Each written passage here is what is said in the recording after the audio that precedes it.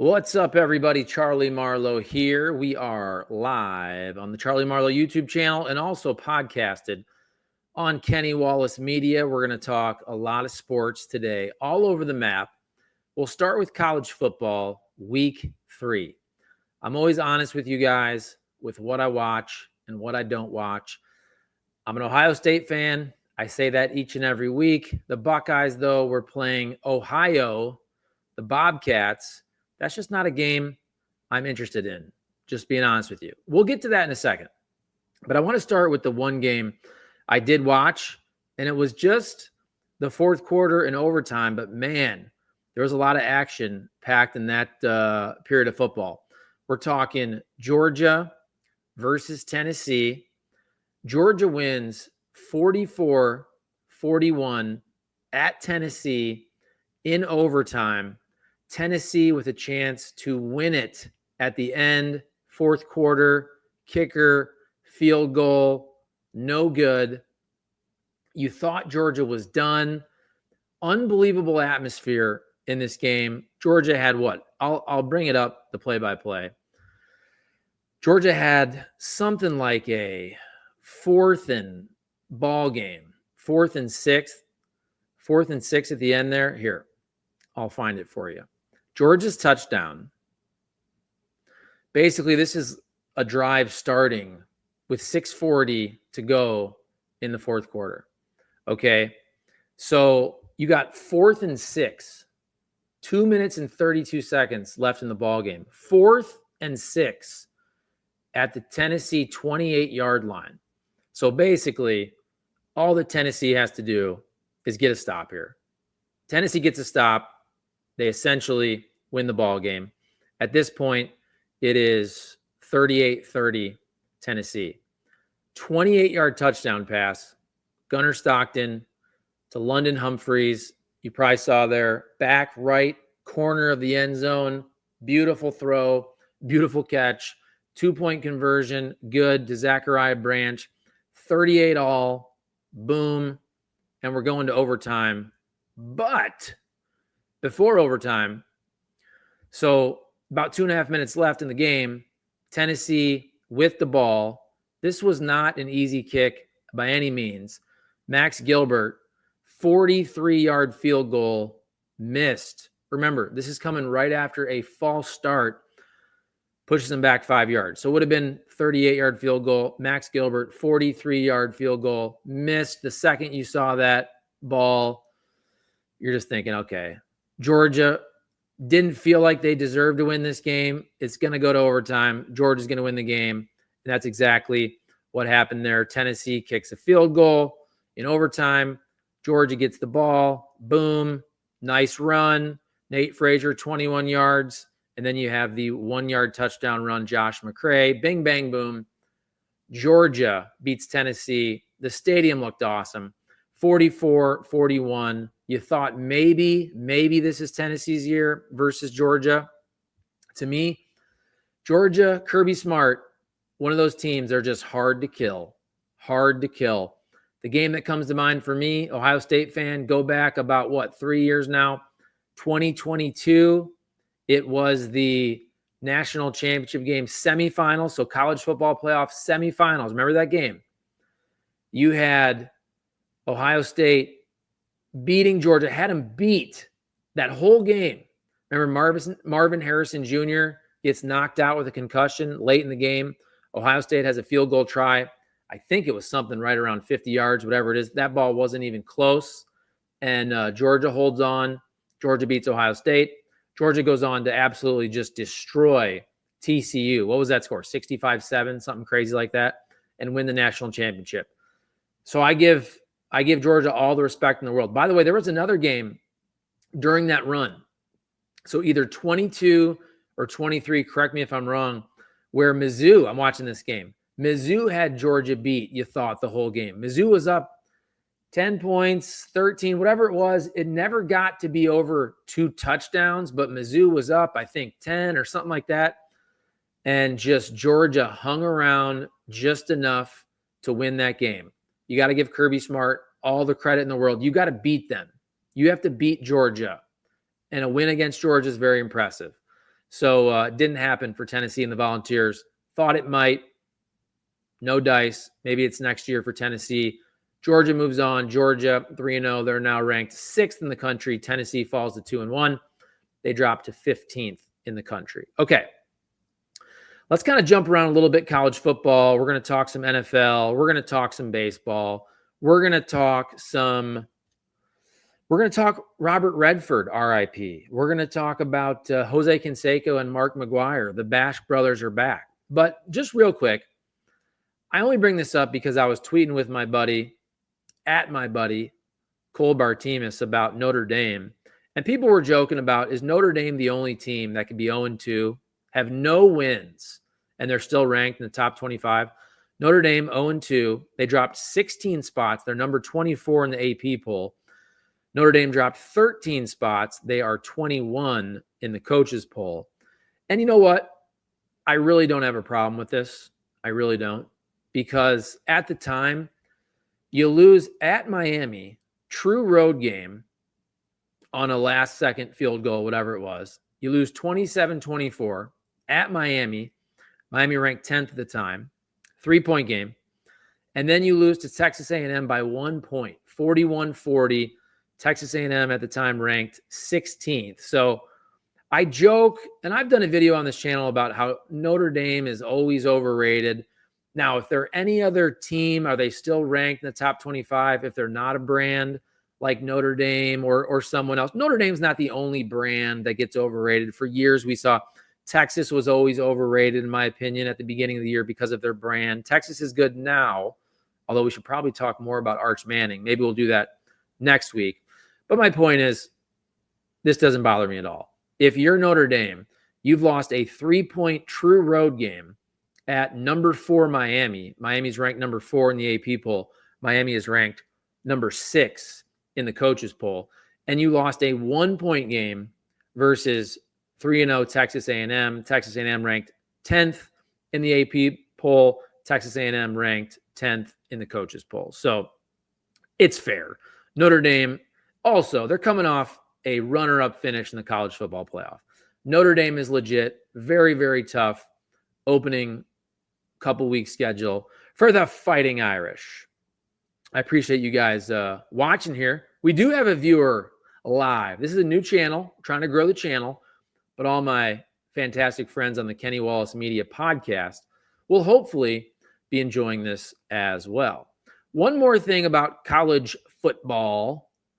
Just because I said I checked in on the Buckeyes, and I just have no interest in watching them play Ohio. Although Ohio was right there in terms of covering the spread. I saw it was like 29.5. I don't know if it ended at 27.5. Whatever number you got, it was very close. Ohio State won by 28 points.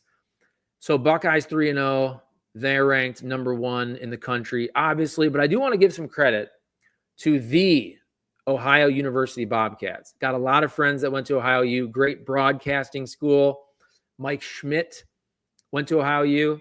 And I only bring this up because I saw that spread, and I was like, dang. Ohio State is only favored by about 29.5, whatever the number ended up being, against Ohio U. But then I went and looked at Ohio U's schedule.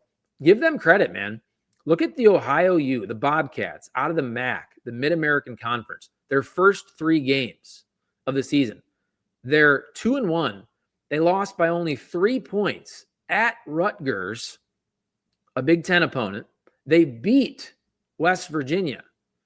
West Virginia 17-10. They beat West Virginia. Ohio U beat West Virginia 17-10. Obviously taking down a Big 12 opponent. And then you get smoked by Ohio State, but still you keep it right around the spread, 37-9. So look, I have a lot of respect for a school like Ohio U. And I grew up right there in the heart of the MAC. I grew up in Toledo, going to Toledo Rockets basketball, football games at the Glass Bowl. My dad and my brother both went to Bowling Green State University. Shout out Eddie George, now the head football coach at Bowling Green, BG, which is awesome. So what I'm saying is I grew up watching MAC games. Toledo, BG, going up to Cobo Hall, Detroit for the basketball tournament, watching all kinds of football games. I got a lot of love for the Maction. Thursday night, random weird games. Wednesday, Tuesday, gambling over the years. Ben Roethlisberger for Miami of Ohio. The list goes on and on and on. Shout out Ohio U, though, for their early season schedule, going 2-1, beating West Virginia, losing by only 3 at Rutgers, and basically keeping it right there and covering against the number 1 team in the land, Ohio State, in Columbus. That's pretty impressive. All right. If you are watching live, jump in on the chat. So there you go, our college football talk. Let me take a drink of water real quick. That's like my Kenny Wallace coffee with Kenny pause. Okay. So we did about 10 minutes on college football, NFL. And I want to hear from you guys too in the comments. It bothers me, but I just got no love for the NFL. And I'm going to blame St. Louis. I'm going to blame the Rams. I play fantasy football. I'm interested from that standpoint. I'll be interested when the playoffs start. Of course, I'll watch the AFC, NFC championship games. I'll watch the Super Bowl. But it's one of those things. I just think it's really hard when you're older to become a fan of a new team. To me, it's impossible, right? Like, you can't manufacture that. That's why the reason I'm an Ohio State football fan, yeah, they're really good, but I've been a fan since I was a kid. And they've always been good. They kept me interested. Not going to lie. I started off more so a fan of Ohio State basketball back in the day. 91, 92, Jimmy Jackson playing against Michigan and the Fab Five. And just kind of over the years, I kind of fell out of the fandom with basketball, even though the team has been really good. Not as great lately, but I mean, those years with Thad Matta and Greg Oden, they were really, really good. But maybe it's also you have kids, you're busy, you can't follow as much sports.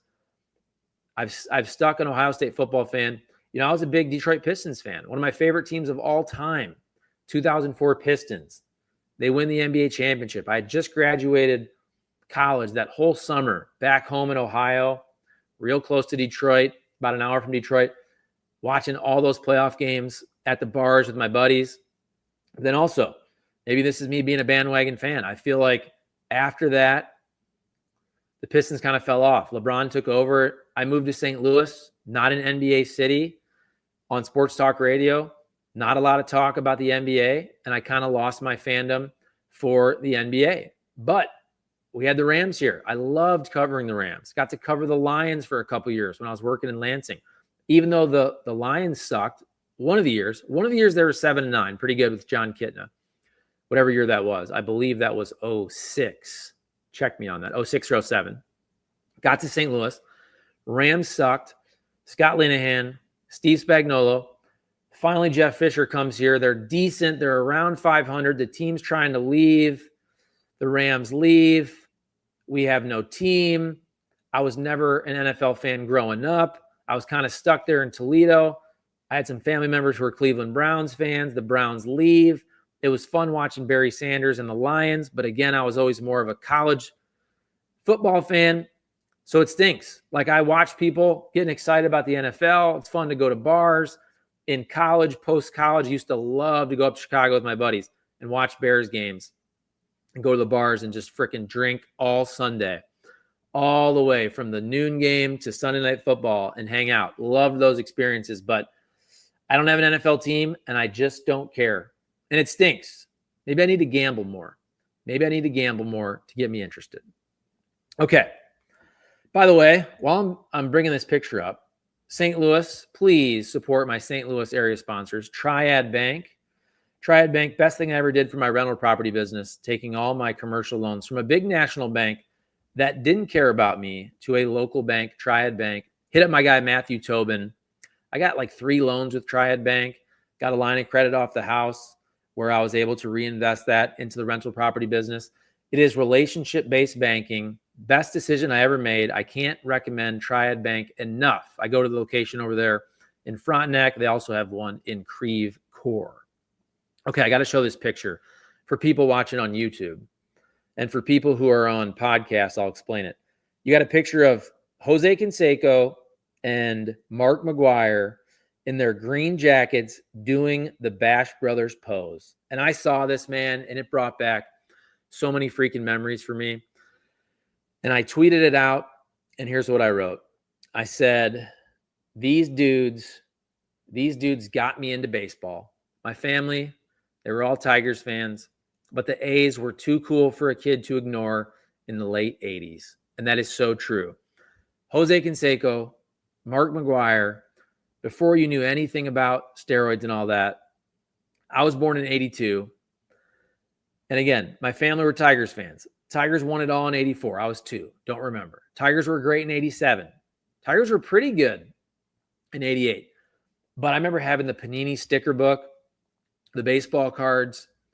You had Jose Canseco Rookie of the Year in 86. McGwire Rookie of the Year in 87. McGwire hits 49 bombs. 88 is the 40-40 year for Jose Canseco. They lose to the Dodgers, obviously, with Kirk Gibson in the World Series. 89, they win the World Series against San Francisco, the Giants, and, of course, the Earthquake World Series. 1990, they're facing Marge Schott and the Reds. They get swept by the Reds. A lot of people surprised about that. Even 91, going back to the Tigers, that was the Cecil Fielder versus Jose Canseco home run race, I believe. I think Cecil finished with 51, maybe Canseco 44. Don't quote me on that. But I was tweeting this out, and some people said, man, as a kid, the posters you'd get at the book fair, and this was the poster they're talking about. Iconic. Again, for people listening on podcasts, that iconic Bash Brothers, they're sitting on the car like the Blues Brothers. They got their suits on. They got their hats like the Blues Brothers. They got the big bats. They got the sunglasses, and it just says the Bash Brothers. That was so badass back in the day. We all had that poster or the baseball cards, whatever it is. And then I can't remember the timeline. I interviewed Mark McGwire a lot when he was the hitting coach of the Cardinals. But obviously when the book came out from Canseco, Juiced, and then Vindicated, he threw everybody under the bus about steroids and Mark McGwire, and I'm sure there was bad blood. I don't remember. This was, 15, 17 years ago. I don't remember everything that happened. I'm sure they were all mad back then. Canseco proved to be accurate, let's be honest. They were all juiced, and they were all probably shooting each other up. And I'm not saying that was all good, but, man, the memories were great. And I'm the type of person where time heals all wounds. So for me, my favorite player was Jose Canseco. My favorite number is 33 because of Jose Canseco. If you went back to my parents' house, you would find books full of Canseco baseball cards. I had every freaking Canseco baseball card. If he was on the cover of a magazine, I had that magazine, posters on the wall. Canseco was my guy. So this brought me back, man, to when I was like 6, 7, 8, 9, 10 years old. To see that picture, they both look good. They both look healthy. They both look happy.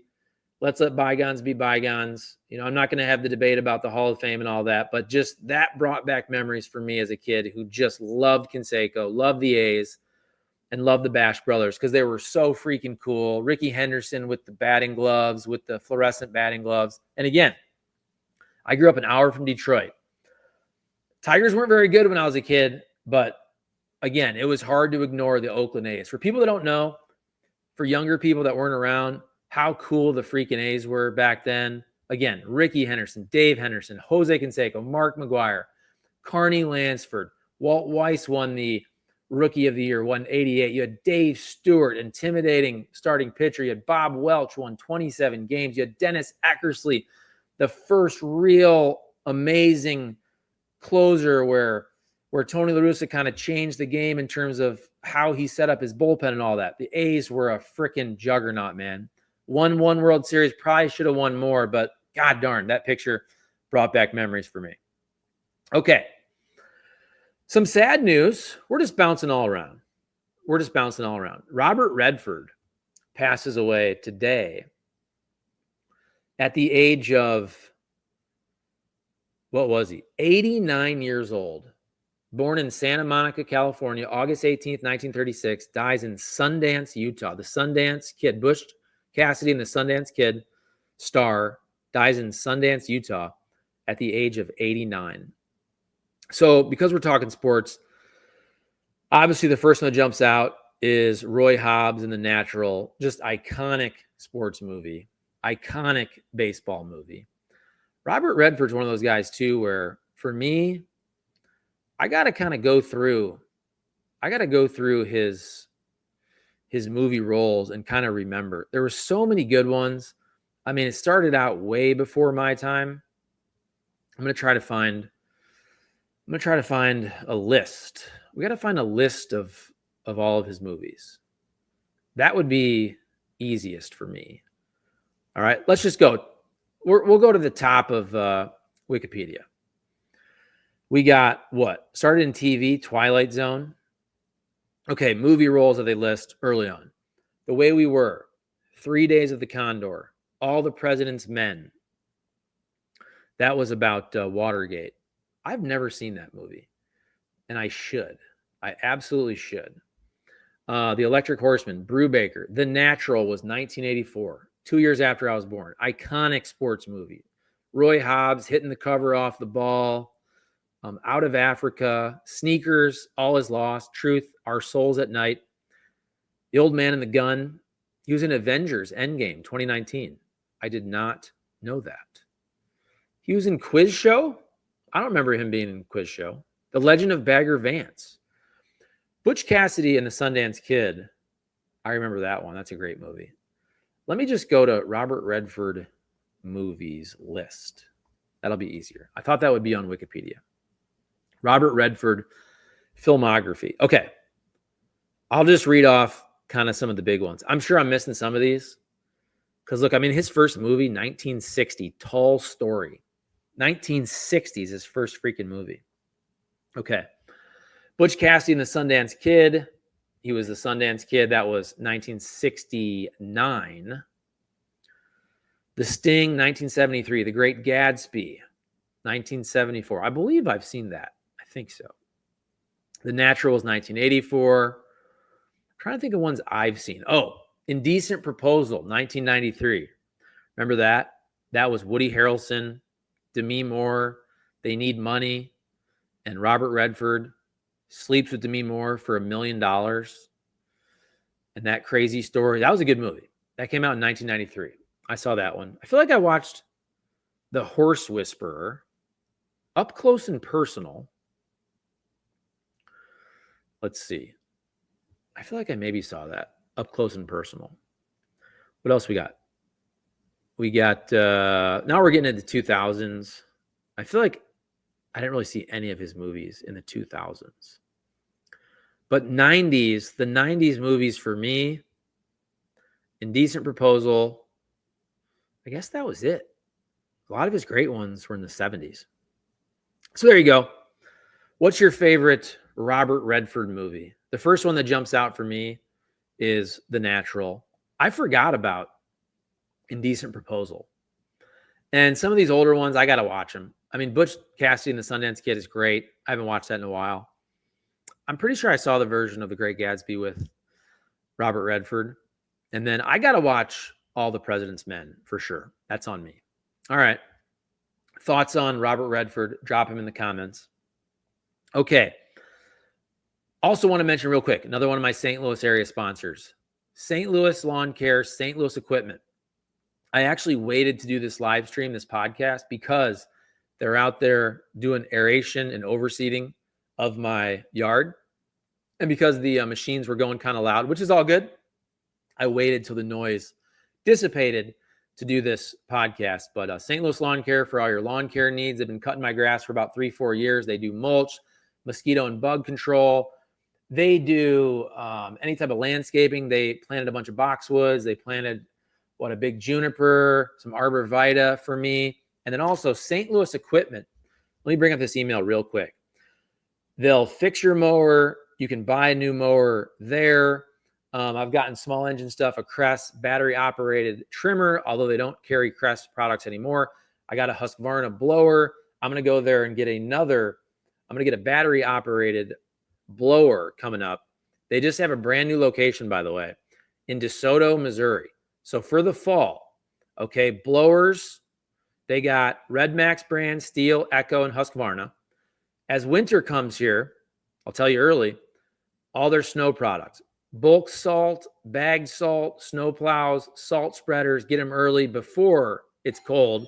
and it snows, and they can have bulk salt delivered to you. So you have your own salt when the time comes. Tell you what, my doorbell just rang. So I'm going to stop the live stream. I'm actually not going to stop it. I'm going to keep going. I'll be right back. I'll edit this for the podcast, but hold on 1 second because my doorbell rang.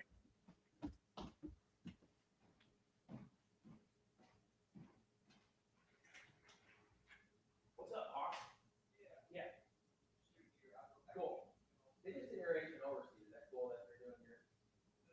My landscape company just did aeration overseas. Okay. Awesome, dude. Thank you. Yep. I may have to refill this before I leave or before I start. Like in the middle, I should have to refill it. Is it all right if I use your pump? Yeah. Cool. Thanks, man.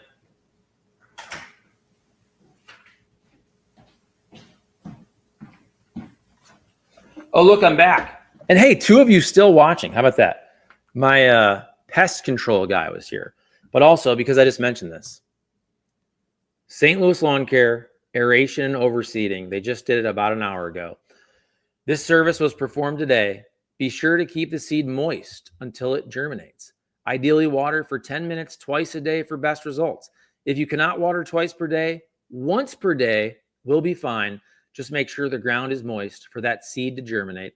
The seed can take 4 to 5 weeks to fully germinate. You can email them, office@stllawncare.com. Give them a call, 314-974-5911. Bing, bang, boom. Hey, thank you to one person for still watching. I was almost done anyway.